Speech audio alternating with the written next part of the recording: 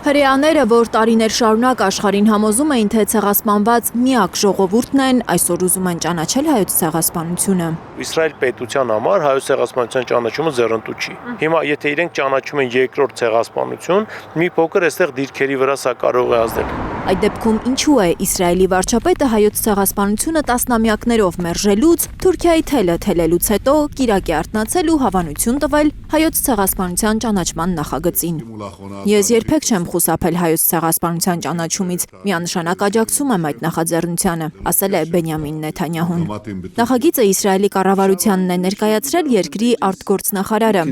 Ճիշտը անելու համար երբեք ուշ չէ, հայտարարել է Գիդեոն Սաարը։ Չնայած պատմական ծավալուն փաստաթղթերին, հայոց ցեղասպանությունը մինչ օրս մնում է ժխտված եւ աղավաղված, այդ թվում Թուրքիայի կառավարության մանիպուլյատիվ վերաշարադրումների պատճառով։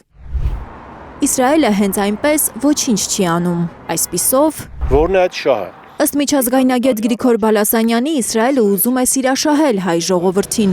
թուլացնել 44-օրյա պատերազմից հետո իր նկատմամբ ձևավորված հակակրանքը, քանի որ Նեթանյահուն պլաններ ունի Թրիփի հետ կապված։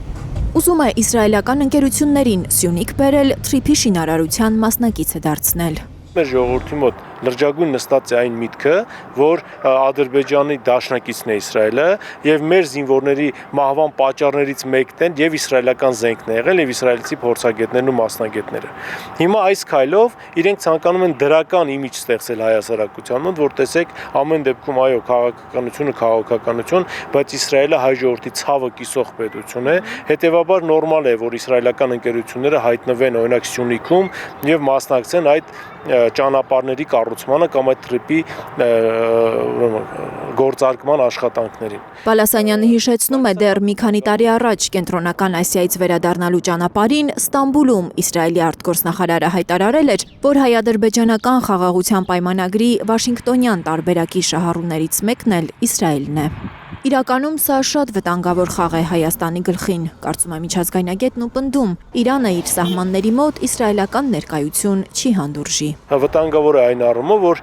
Իրանը անկասկած չի հանդուրժելու իր սահմանների մոտ ոչ միայն ամերիկյան, այլև իսրայելական ընկերությունների ներկայությունը եւ ծոցի պատերազմի վերջի դեպքերը ցույց են տալիս, որ Իրանը չի կատակում։ Ավելին, Իրանի նոր ռազմական դոկտրինով Իրանը եթե զգաց վտանգ իր համար, Իրանը առաջինն է քայլեր ձեռնարկելու։ Հայաստանի արտգործնախարարությունը լուռ է։ Երեկվանից Նեթանյահուի անսպասելի հայտարարությանը դեռ արձագանք չկա։ Պաշտոնական Երևանից առաջ են ընկել Բաքուն ու Անկարան, իրար հերթ չտալով դատապարտել են Թել Ավիվի դիրքորոշումը։ Ամբողջ աշխարհի աչքի առաջ պաղեստինցիների նկատմամբ համակարգված բռնություններ իրականացնող եւ միջազգային արդարադատության դատարանում Գազայի բնակիչների նկատմամբ ցեղասպանություն իրականացնելու համար մեղադրվող Իսրայելի կառավարությունը 1915 թվականի իրադարձությունների վերաբերյալ ընդունած քաղաքական որոշմամբ նպատակ ունի քողարկել սեփական հանցագործությունները։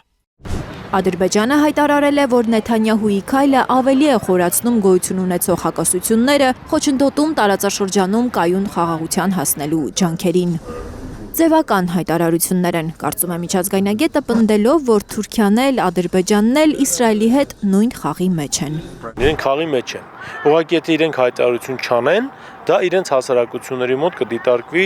որպես համաձայնություն իսրայելական քաղաքականության հետ։ Այդ դեպքում Էրդողանը պիտի փորձի ապացուցել եւ այսպես համոզել իր քաղաքացիներին, պատասխանել այդ հարցերին, թե եթե դուք ոչինչ չեք ասում, Իսրայելը ճանաչում է, դուք ոչինչ չեք ասում, դուք ինչի չեք ճանաչում։ Որպեսզի Իսրայելը պաշտոնապես ճանաչի հայոց ցեղասպանությունը, դեռ պետք է երկրի խորհրդարանի Քնեսեթի համաձայնությունը, որը կարող է չլինել, հաշվի առնելով, որ Իսրայելի խորհրդարանում շատ են թուրքամետ, մանր ու միջին կուսակցությունները։ Իսկ եթե Քնեսեթում ընդունվի նախագիծը ու ցեղասպանությունը ապրած հրեաները ճանաչեն հայերի ցեղասպանությունը, Բարոյական առումով այո, սա միգուցե մեզ համար պետք է, որ առաջինը ցեղասպանություն վերապրած ժողովրդի ցավը ճանաչում է եւս մեկ ժողովուրդ, ով եւս վերապրել է այս ցեղասպանությունը։ Բայց արդյոք Հայաստանի իշխանությունն ուզում է, որ ճանաչվի հայոց ցեղասպանությունը։ Ավելի վաղ, երբ Իսրայելի վարչապետ Բենյամին Նեթանյահուն պաշտպանել էր հայոց ցեղասպանությունը ճանաչելու գաղափարը, Նիկոլ Փաշինյանը սկանդալային հայտարարություն էր արել, թե տարբեր երկրներում ցեղասպանությունը ճանաչելու օրակարգը չի բխում Հայաստանի շահերից։ Նրա կուսակիցները բազմիցս հայտարարել են, որ հայոց ցեղասպանության ճանաչման հարցը Հայաստանի արտաքին քաղաքականության օրակարգում այլևս առաջնահերթություն չէ։ Լիլիթ Գասպարյան, Աշոտ Մնոյան, Հարություն Մաթևոսյան, Հայլուր։